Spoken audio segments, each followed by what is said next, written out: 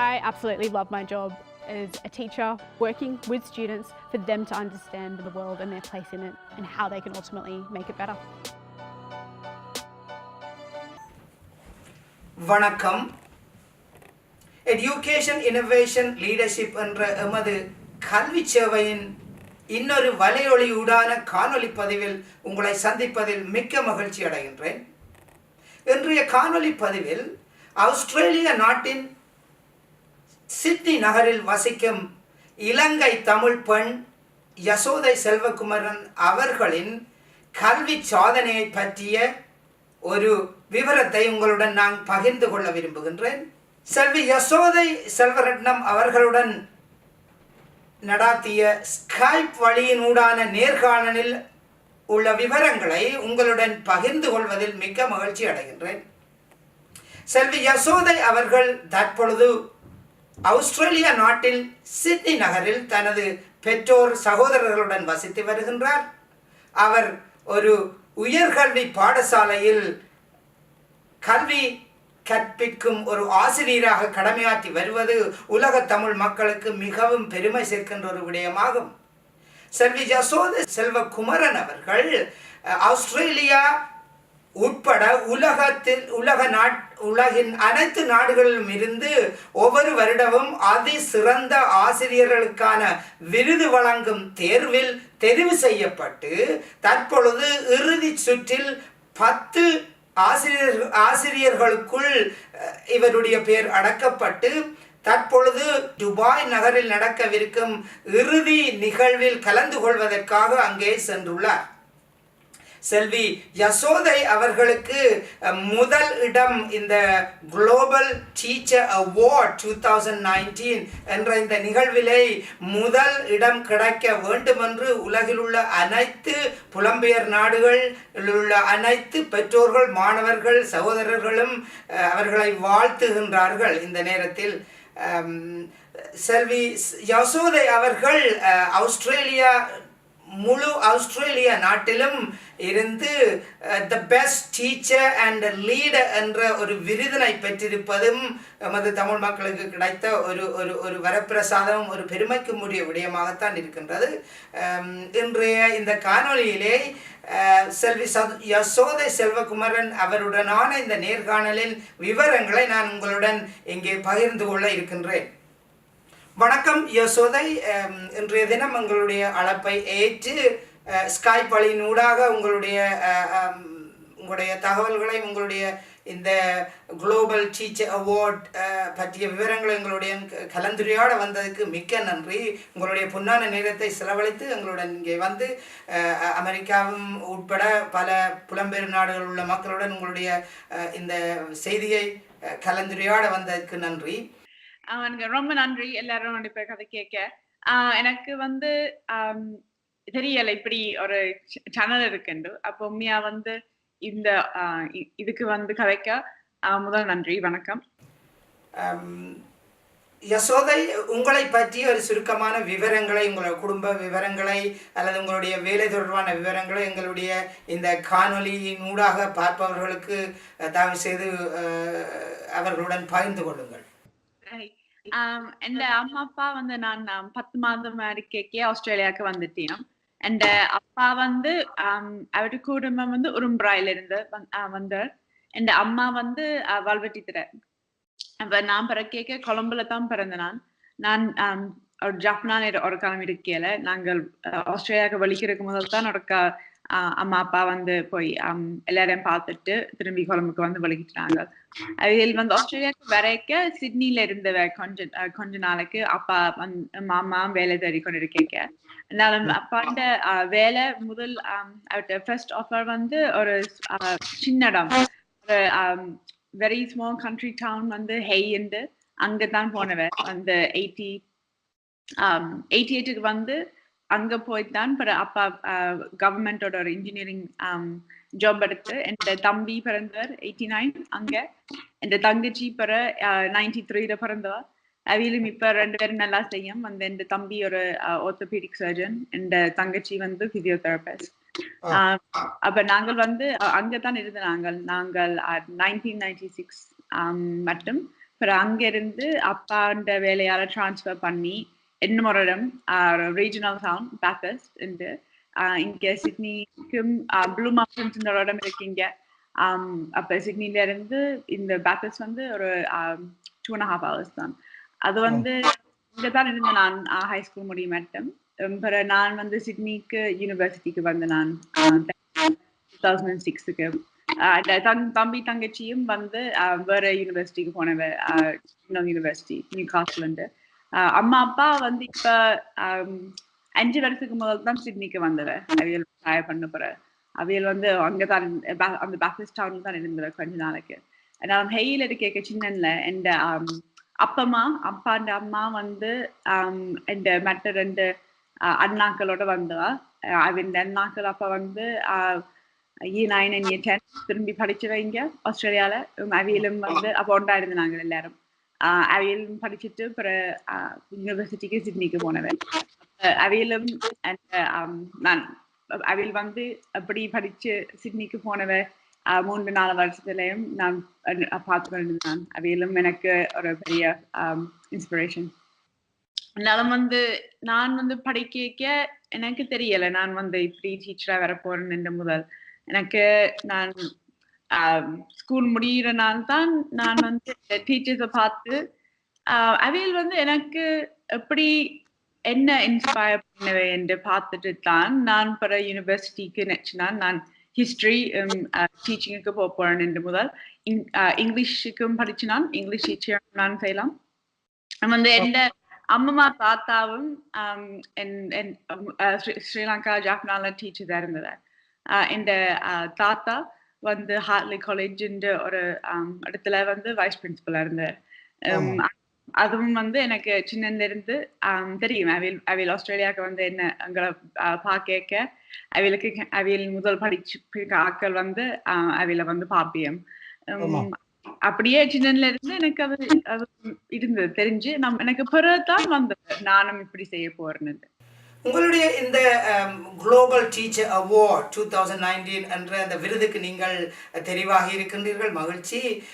அது எந்த வகையில் உங்களை அங்கே தெரிவு செய்திருக்கிறார்கள், என்ன வகையான அந்த குவாலிட்டிஸ் உங்களிடம் இருந்தது என்பதையும் ஒரு விளக்கமாக கூறுங்கள். ஆமா, இன்னும் வந்து இந்த குளோபல் டீச்சர் பிரைஸ் இது இப்ப 5 வருஷம் அதான் இப்ப போகுது 2019. அது வாக்கி ஃபவுண்டேஷன் என்று இது தொடங்கினவ. எப்படி வந்து எஜுகேஷன் டீச்சர்ஸ் இந்த ஒர்க் வந்து எல்லாருக்கும் காட்டலாம். எப்படி என்ன இது வந்து நாங்கள் எல்லாரும் எல்லா கண்ட்ரிலையும் டீச்சர்ஸுக்கு தான் எல்லாரும் தேங்க் பண்ணணும் என்று. அப்ப $1 million US பிரைஸ் வந்து துபாயில இருந்த ஷேக் அவர் தான் வந்து இந்த பிரைஸ் பேட்ரனா இருக்கிறார். இந்த $1 million US அதான் துபாயில இந்த ஃபோரம் நடக்கிறது. அதான் அவர் தான் இது அவர்கிட்ட பேட்ரனேஜ் அதுதான் இது பாசிபிள். நாம் இப்படி இந்த அவார்டுக்கு வந்து நாமினேட் பண்ணலாம், எல்லாத்தையும் அப்ளை பண்ணலாம். and whichever option வந்து அந்த ஒரு பெரிய அப்ளிகேஷன் வந்து முடிக்கணும். அந்த அப்ளிகேஷன் வந்து எப்படி நீங்கள் டீச் பண்ற, நீங்கள் எப்படி நீங்கள் காலீக்ஸ் சப்போர்ட் பண்ற, நீங்கள் எப்படி ப்ரொஃபஷனுக்கு ஒரு அவுட்ஸ்டாண்டிங் கான்ட்ரிபியூஷன் செய்திருக்கீங்க. அப்ப வந்து இம்பாக்ட் வந்து தனியா உங்களோட ஸ்கூல்ல இல்ல, எப்படி நீங்கள் மெட்டாக்களை என்கரேஜ் சப்போர்ட் பண்ணி இப்படி உங்களோட ஐடியாஸ் வந்து மெட்டாக்களுக்கு லைக் ஷேர் பண்ணி ஸ்கேல் பண்ணலாம் இந்த மூலம். அப்ப இதான் ஒரு அகாடமி வந்து ஒரு செலெக்ஷன் கிரைட்டீரியாவை பார்த்து ஜட்ஜ் பண்றவன். அதெல்லாம் ஆன்லைன்ல இருக்கு. அப்ப எல்லாரும் இன்ட்ரெஸ்ட் இருந்தா நான் வந்து ரெக்கமெண்ட் பண்ணுவேன். இதை வந்து ஒரு அந்த குளோபல் டீச்சர் பிரைஸ் வந்து பெரிய அந்த வெப்சைட்டை பார்த்துட்டு இந்த இயர் ஆன் டியூ டேட் பார்த்து அப்ளை பண்ண. அதான் எனக்கு நான் நினைக்கல நான் அப்ளை பண்ண எனக்கு இப்படி கிடைக்கும் என்று. நீங்கள் அப்ளை பண்ணாட்டா சான்ஸ் இருக்காது. அப்ப highly recommend applying. அதாவது நீங்க சொல்றீங்க இந்த உலகில் சிறந்த பங்களிப்பை வழங்கியுள்ள ஒரு ஆசிரியர் என்ற அந்த உலகின் the best contributor to the teaching field என்ன அதானே சொல்றீங்க. அந்த வகையில் உங்களுக்கு நீங்கள் அதற்கு விண்ணப்பித்து அதற்கு தெரிவாகி அதற்குரிய அனைத்து அந்தஸ்துகளையும் அனைத்து தகமைகளையும் பெற்றுக்கொண்டபடியால் தான் உங்களை அங்கே தெரிவு செய்து அங்கே படிமுறையாக வந்து கடைசியாக 10 நபர்களுக்குள் அங்கே நிற்கின்றீர்கள். இந்த நீங்கள் இன்னொரு விடயம் சொன்னீங்கள், அதை திருப்பி நான் எங்களுடைய ஆசிரியர்கள் உலகில் உள்ள எந்த மூலையிலும் தமிழ் டயஸ்போராவில் உள்ள ஆசிரியர்களுக்கு அதை திருப்பி நான் எம்பசைஸ் பண்ண விரும்புகிறேன். உங்கள் இந்த கருத்தின்படி யாரும் அதுக்கு விண்ணப்பிக்கலாம், அப்படித்தானே? ஆமா, யார் இருந்தாலும் கிரைட்டீரியா வந்து கிளாஸ்ரூமுக்கு டீச் பண்ணணும், minimum of I think 10 hours a week. அப்ப லைக் பிரின்சிபல் லைக் டீச் பண்ணாட்டா அவையில் அப்ளை பண்ணிடலாம். அப்ப டீச் பண்ற லைக் கிளாஸ்ரூம் கரண்ட் எக்ஸ்பீரியன்ஸ் தேவை. சிலவில் வந்து அப்படி லீடர்ஷிப்புக்கு போய்க்க சிலாக்களுக்கு ஒரு டீச்சிங் கிளாஸஸும் இருக்காது. அதனால இந்த ப்ரைஸுக்கு you have to be teaching in the classroom. இது வந்து எந்த ஸ்கூல் ருட்டிஹில் ஹை ஸ்கூல் அவையில் வந்து எனக்கு தனி கணக்கு ஆப்பர்ச்சுனிட்டிஸ் வந்திருக்கியம். இந்த டீச்சிங்கில் மெட்டாக்களோட வேலை செய்யறது லீட் பண்ண, அப்படி நாங்கள் எல்லாரும் லைக் டீச்சர்ஸை இம்ப்ரூவ் பண்ணணும் கான்ஸ்டன்ட்லி. நாங்கள் ஸ்டூடெண்ட்ஸை வடிவா படிப்பிக்க. அப்ப தனி யூனிவர்சிட்டிக்கு போய் அது வந்து நான் இப்போ யூனிவர்சிட்டி இப்போ நிலை 10% வந்துட்டு நான் முடிச்சது. நான் 2010 கிராஜுவேட் பண்ணினான். அது வந்து நான் இந்த ஷார்ட் டைம் உண்மையா லைக் நான் படிக்கிட்டு இருக்கிறது 10 years ஒரு கரியர்ல வந்து நான் கணக்கு சேஞ்ச் கண்டிருக்கேன். டீச்சிங் லைக் நாங்கள் எப்படி டெக்னாலஜி யூஸ் பண்றோம், நாங்கள் இப்படி ஸ்கைப் மாதிரி செய்வோம் சில கிளாஸ்ல video conferencing.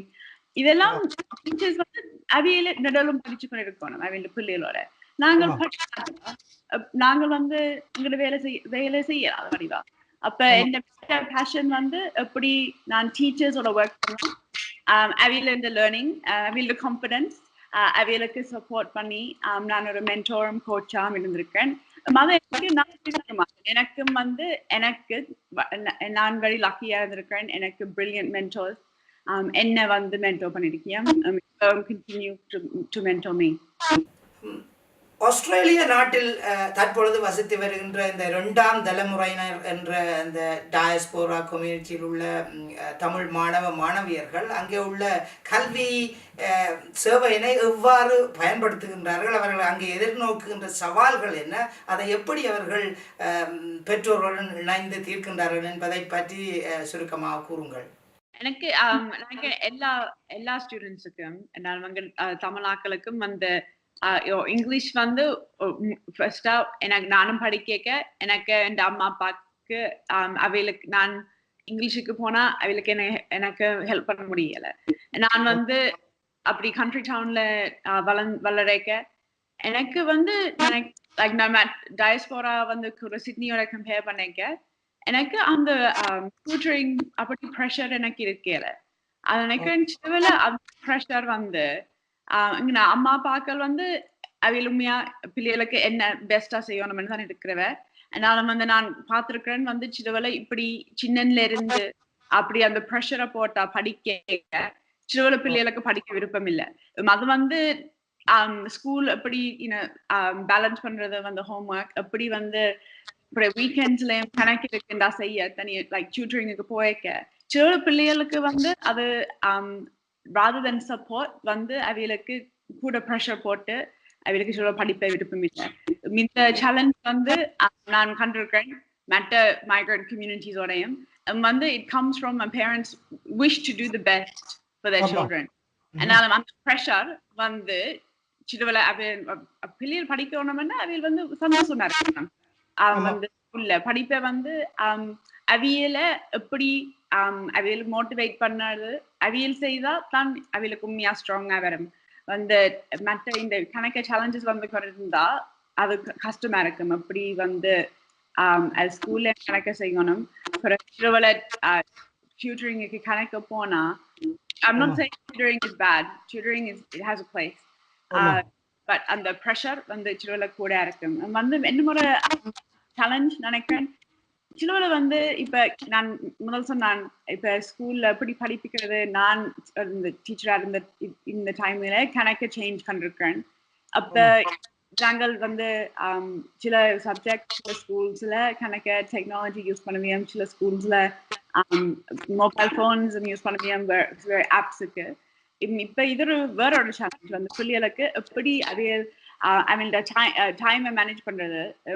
Focus is a big issue for students இந்த எலக்ட்ரானிக் கம்யூனிகேஷனோட எல்லாம் வந்து அது ஸ்கூல்லேயும் இருக்க அவளுக்கு ஆப்ஸ் எப்படி பார்க்கணும்னு வந்து அந்த டிசிப்ளின் தேவை இருக்கும். இப்ப டிஸ்ட்ராக்ட் பண்ணாம தனியா பிள்ளைகளுக்கு இல்ல பெரிய ஆட்களுக்கும் இப்ப இந்த இஷ்யூ இருக்கு, அப்படி டெக்னாலஜி யூஸ் பண்றது.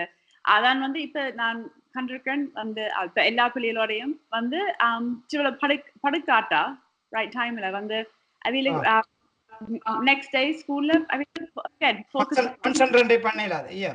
அப்ப அது வந்து எங்களுக்கு ஒரு நியூ சேலஞ்ச். நாங்க எல்லாரும் பிள்ளைகள் பெரியாக்கள் நாங்கள் இது வந்து அப்படி நாங்க மானிட்டர் பண்றது எங்களோட யூஸ் ஆஃப் டெக்னாலஜி வந்து ஃப்ரெஷ்ஷா இருக்கணும். அப்ப அந்த இஷ்யூ வந்து ப்ரெஷர் அப்படி டெக்னாலஜி யூஸ் பண்ணி அப்படி வந்து அந்த ரைட் பேலன்ஸ் வரும். எங்களோட ஃபேமிலிக்கு கணாக்கள் வந்து கணக்கு இன்வால்வ்டா இருப்பீங்க மற்ற லைக் டான்ஸ் மியூசிக் இதெல்லாம் அப்படி அந்த மேனேஜ் பண்றது. எஸ்பெஷலி வந்து அப்படி எக்ஸாம் டைம் எடுக்க சிலவள வந்து ஆட்கள் சொல்லவே இல்லை நான் மற்ற இதெல்லாம் நான் பாட்ட போறேன்னு. அதனால நான் டீச்சரா இருந்து என்ன கண்டிருக்கேன் அந்த நெட்வொர்க்ஸ் அந்த ஹாபீஸால எவ்வளவு சந்தோஷம் வரும் அது தேவை. அந்த அது பேலன்ஸ் தேவை, படிக்கலாது.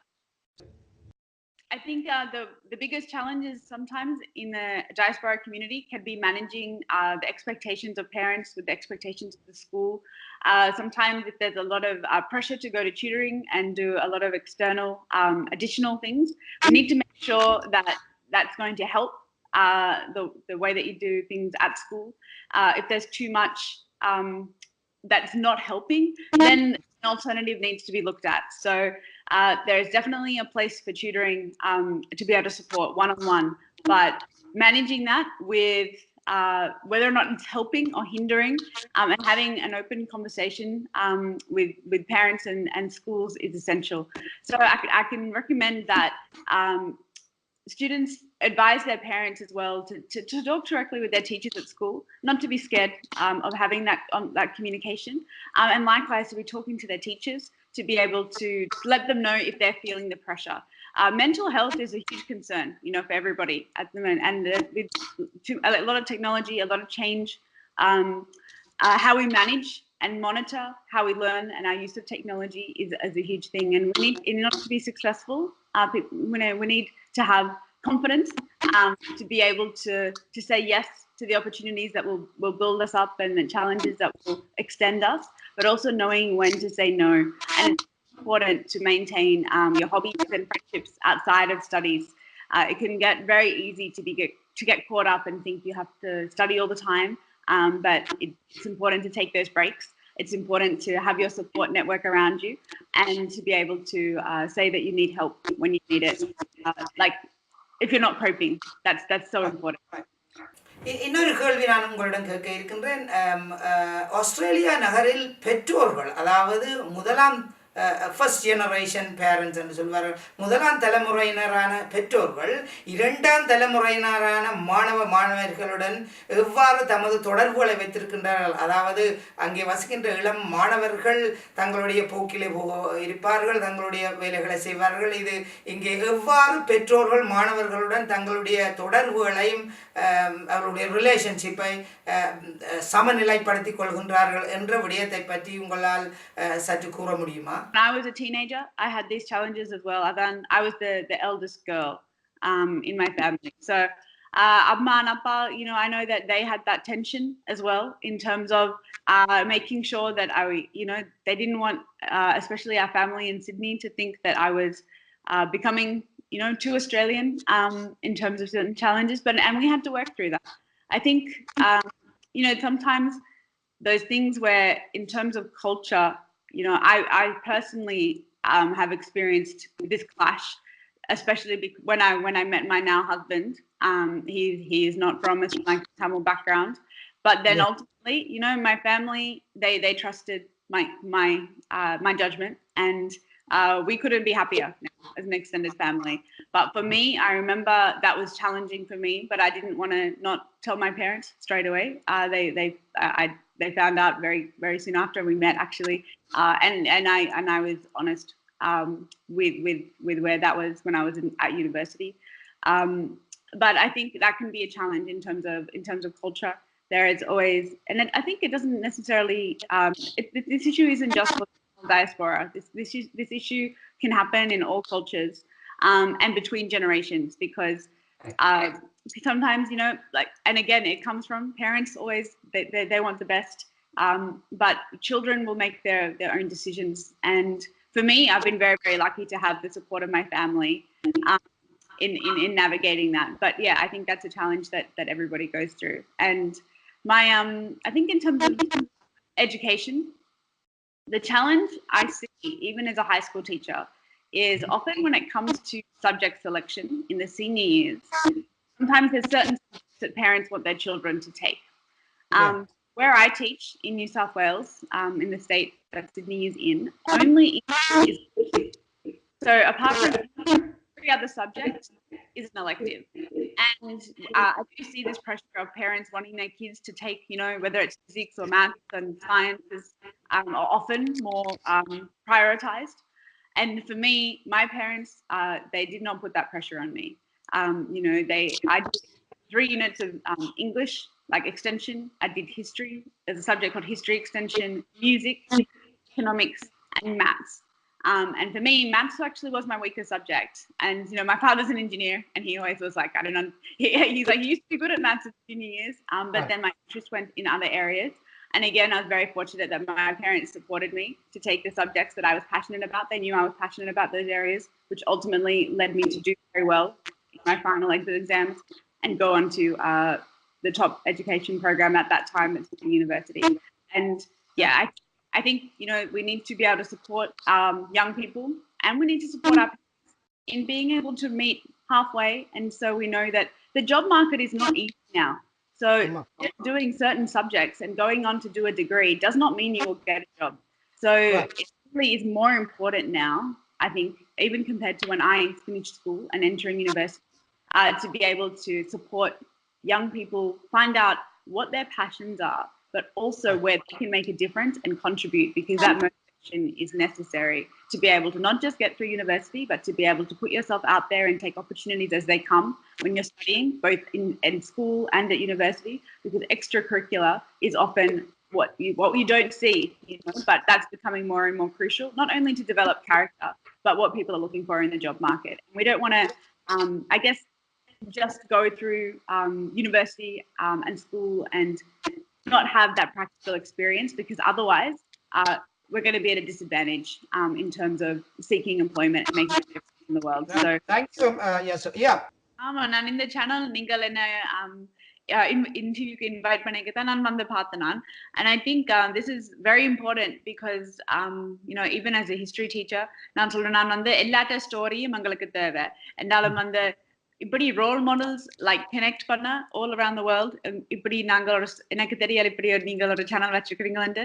இது வந்து சிட்னிலே நான் இப்ப இந்த மற்ற இந்த கசின்ஸ் ஃபேமிலி ஃப்ரெண்ட்ஸுக்கு எல்லாம் ப்ரமோட் பண்ண போறேன். நான் இப்படி வந்து இது டிஃப்ரெண்ட் வந்து தனியா ரேடியோவோ ஒரு பாட்காஸ்ட் பண்ணி பார்க்க, ஐ திங்க் அந்த ஆக்களை மீட் பண்ணிக்க வீடியோவால அது ஒரு வேற எக்ஸ்பீரியன்ஸ் அண்ட் வேற ஆப்பர்ச்சுனிட்டி இப்படி கனெக்ட் பண்ண நினைக்கிறேன்.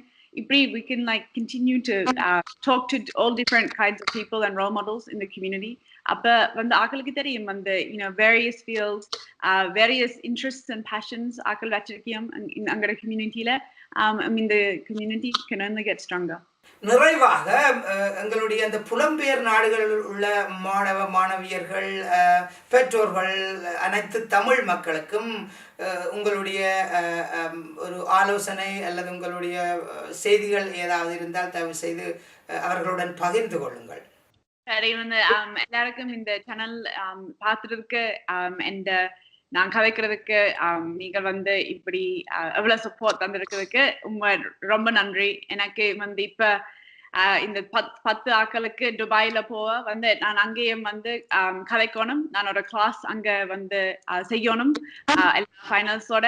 எனக்கு இப்படி இப்படி எனக்கு தெரியல இவ்வளவு சப்போர்ட் வரும் எல்லாரும் வந்து இன்க்ளூடிங் தி யூஎஸ். அப்ப அதுக்கு எனக்கு சரியா வந்து சந்தோஷமா இருக்கு. ரொம்ப நன்றி.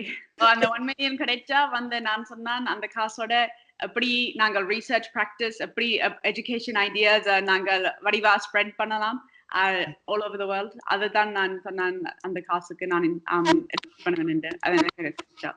Thank you. And I think the Tamil diaspora all around the world is doing amazing things. And I think our young people need to remember that coming from a background in society and culture which values education so highly, we have so much support, to succeed, and we should take that. இந்த நேரத்தில் யசோதை செல்வகுமாரன் அவர்கள் எங்களுடன் இணைந்து இந்த நேர்காணலில் பொறுமையாக இருந்து தனது விவரங்களை எங்களுடன் தெரிவித்ததற்காக உலகத்தில் உள்ள அனைத்து புலம்பெயர்வாழ் மக்களின் சார்பில் நன்றி அறிதலை தெரிவித்துக் கொள்கின்றேன். அத்துடன் யசோதை அவர்களுக்கு இந்த குளோபல் டீச்சிங் 2019 என்ற விருது கிடைக்க வேண்டும் என்று அனைத்து மக்களின் சார்பில் நாங்கள் வேண்டிக் கொள்கின்றோம், வாழ்த்துகின்றோம். யசோதை அவர்களுடைய ஆசிரியர் சேவை நமது தமிழ் மக்களுக்கு கிடைத்த ஒரு வரப்பிரசாதம் என்றுதான் நான் நினைக்கின்றேன். இந்த வகையிலே அவருடைய அந்த சேவை ஆஸ்திரேலியா நகரில் மட்டுமல்ல உலகளாவிய ரீதியில் நமது தமிழ் மக்களுக்கு பலன் கிடைக்கக்கூடியவாறு அதை பயன்படுத்த வேண்டும். அவர் அந்த மாணவ தலைமைத்துவம் லீடர்ஷிப் என்ற துறையிலுமே அங்கே தனது திறமைகளை காட்டியிருக்கின்றார். இந்த அனைத்து திறமைகளையும் உலகத்தில் உள்ள அனைத்து தமிழ் மாணவியர்கள் பெற்றோர்களிடம் எதிர்காலத்தில் பகிர்ந்து கொள்வார் என நினைக்கின்றேன். அவருக்கு துபாய் நகரில் நடக்கவிருக்கின்ற அந்த இறுதி சுற்றின் நேரத்தில் அவருக்கு முதல் இடத்தில் அந்த பரிசு கிடைத்து ஒரு $1 மில்லியன் அவர்களுக்கு கிடைப்பதன் மூலம் அவர் தொடர்ந்து நமது சமூக சேவையை செய்ய வேண்டும் என்று வாழ்த்தி இந்த நேர்காணலை முடித்துக் கொள்கின்றேன். நன்றி. எஜுகேஷன் இன்னோவேஷன் லீடர்ஷிப் என்ற எமது இந்த காணொலி சேவையினூடாக நாம் உலகில் உள்ள புலம்பெயர் நாடுகளில் உள்ள அனைத்து மக்களுடன் தொடர்புகளை ஏற்படுத்தி அவர்களுடைய திறமைகள், கல்வி திறமைகள், அவர்களுடைய கண்டுபிடிப்பு, அவருடைய மாணவ தலைமைத்துவ திறமைகளை நாங்கள் மற்றவர்களுக்கு தெரியப்படுத்தி எமது ஒட்டுமொத்த தமிழ் சமூகத்தை ஒரு முன்னேற்ற பாதையில் இட்டு செல்ல முயற்சிக்கின்றோம். எங்களுடைய இந்த வலையொலியூடான காணொலி முயற்சிக்கு உங்கள் புலம்பெயர் நாடுகளில் உள்ள அனைத்து மக்களின் ஆதரவையும் எதிர்பார்த்து நிற்கின்றேன். தயவு செய்து தொடர்ந்து எமது காணொலிகளை நீங்கள் பார்வையிடுவதன் மூலமும் அதை லைக் செய்வதன் மூலமும் எங்களுக்கு இந்த முயற்சிக்கு உங்கள் ஊக்கத்தையும் உங்களுடைய ஆதரவையும் அளிப்பீர்கள் என எதிர்பார்க்கின்றேன். தயவு செய்து தொடர்ந்து எங்களுடைய காணொலிகளை பாருங்கள். அதில் உங்களுடைய பிள்ளைகள், உங்களுடைய சகோதரர்களுடைய சாதனைகள் எல்லாவற்றையுமே நாங்கள் பல நாடுகளிலிருந்து உங்களுக்கு இந்த காணொலியின் ஊடாக கொண்டு வர இருக்கின்றோம். உங்கள் ஆதரவுக்கு எங்களுடைய நன்றியும் எங்களுடைய மனமார்ந்த நன்றிகள்.